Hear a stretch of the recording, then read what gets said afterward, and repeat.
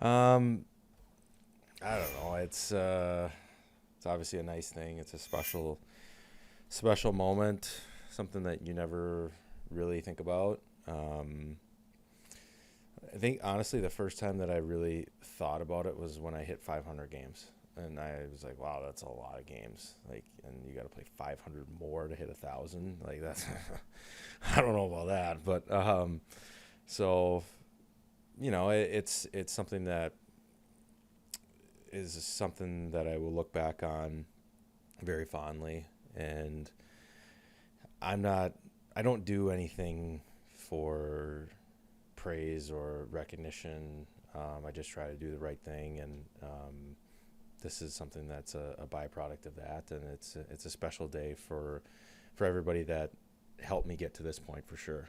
For my family, and the people behind the scenes that have supported me throughout the whole way. So, just gonna try and enjoy it, and soak everything in. So you left Minnesota mid-year after the World Juniors, was it? Yeah. Can you take us back to that time and what you were thinking about, you know, leaving school and turning pro, and you went to Bridgeport and all that? Well, I wanted to come out of school after my freshman year, and the Islanders at the time, made decisions as a committee, and between the head coach, GM, and different advisors, and they wanted me to go play major junior. So I just said that seems like a lateral move to me, and so I stayed at school, and I was playing center, and I had an absolutely horrible start to my sophomore year, and just was not playing well, not confident, and so they called me before I went to World Juniors, and they said, "We want to sign you," and I just was like, it was a really, really tough decision for me, like to leave your teammates, but then you're achieving a goal of playing pro hockey. You're taking the next step to get to the NHL, which was always the goal. So that was a really, really hard decision, and I don't wish that upon anybody, to kind of have to go through something like that to decide between your teammates and your ultimate goal. But so I ended up signing, and worked out. I went to Bridgeport, played I think 35 games down there that year. I played 9 games up on the island, and got a taste of what it was like in the NHL, and the rest is kind of history. Is it going to mean more to you tomorrow to be able to share it with your family? Because you said you don't do things for praise and everything, but you get to share it with them. Yeah, for sure. My kids are excited to go on the ice, so that's that's be looking forward to that, and just sharing the day with them, and it's a big honor, and they think it's really cool, so that's definitely a plus, and it's going to be great to share the milestone with them. Has your son asked to do the lineup again? No, he has not asked to do a lineup. I don't know what's going on, what they have in store tomorrow, so I guess I'll be surprised. But yeah, I'm sure that they have a few tricks up their sleeves. Oh, go ahead. So is this like an exciting thing, or are you just kind of like something you've been knowing that it's on the calendar at some point this season, where you're just kind of like, all right, let's get this done? That, it's like I get sort of uncomfortable when I'm the center of attention. I don't enjoy it. I truly don't, and I just. But I understand that it's a big thing. It's a big deal. It's okay to get recognized, and I'm going to try to enjoy it as much as I can. But I just it's about the game. It's a good team coming in here. We want to play extremely well, but and I understand that a lot of it is going to be there's going to be a spotlight on me. But yeah, I'm definitely somebody that's going to enjoy. Having a nice glass of red wine when it's done.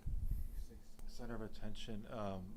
I heard that your first practice with Bridgeport, they held up practice for you. Is that true? Do you remember that? Oh, who'd you hear that from? Wow. Probably. Yeah, I mean, I don't remember the specifics of why I was late. but I do, now that you say that, yeah, I do remember it. I might have been like taking a physical or something. You probably got that from Jack Capuano, who was my coach down there, but I don't know. I don't remember the specifics of that, but now that you say that, it probably happened.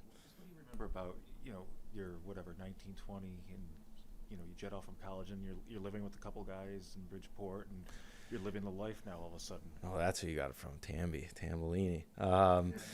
Yeah. Yeah, it was very strange. I'd been to Shattuck before that. When I was in high school, I left home when I was 14, and then went to Des Moines when I was 17, and then I played it basically at home in college. So then I was used to being away, but to be truly on your own. And I remember getting my first paycheck, and it was I got my first paycheck in Bridgeport, and it was $2,500, and I was like, gosh, I am rich. I'm buying all the boys Quiznos, and that's what I did. And so it was just a new experience, and yeah, like I remember getting called up that year too. I was living with Jeff Tambellini and Blake Como, and we all got called up at the same time, and I didn't pay the electric bill. So then I think Tambellini got sent down before I did, and he went, and there was no power in the house. So just little things like that life experiences that I didn't have, that you have to learn, and to be truly on your own. It's been a long time since those days, but everybody's got to grow up at some point. Glad to have Eric here. He was telling us his favorite memory of you was first time you showed up as a kid with a face shield on and glasses, for the game. His first time he had seen you and whatever. Are you glad he's here to be able to share this with you? Yeah, it's definitely when we were thinking about signing him, and I was talking to him a little bit, and just to kind of be able to bookend careers, and start to play with somebody from when you're 8 years old. And I literally showed up, and I remember I had a kit that I carried around everywhere that had screws in it, because my screws always fell out of my glasses and I have to put new ones in, and I was using Scotch tape half the time. Like it was crazy. I had red gloves, I had black helmet, and like red pants. It was I had bad style when I was younger, but yeah, that to play with him from when I was 8 years old with the Minnesota Blades, going up to the Brick tournament, and so now we're 35 years old, and I'm on the cusp of 1,000, so is he, and it's pretty special. To hit it with all those guys in that room, given how tight knit this group is. It's special because I know where we've been, and I know where we are now, and that's something that I'm the most proud of, is what we have in that room, and what they're going to continue in that room for hopefully a long time is something that is tangible. And I don't know how many wins come from that, how many how that translates on the ice, but I know that it does, and I can see it in the way that they treat each other, how they treat everybody else, how respectful of a group they are, but how much they care about each other. That means the world to me, and to be playing with those guys every night, it's a ton of fun. Where are you now? I mean, it hasn't been an easy month. You're 500. You're 1 point out of the playoff spot. I mean, where do you think the team kind of stands at this point? Yeah, I mean, I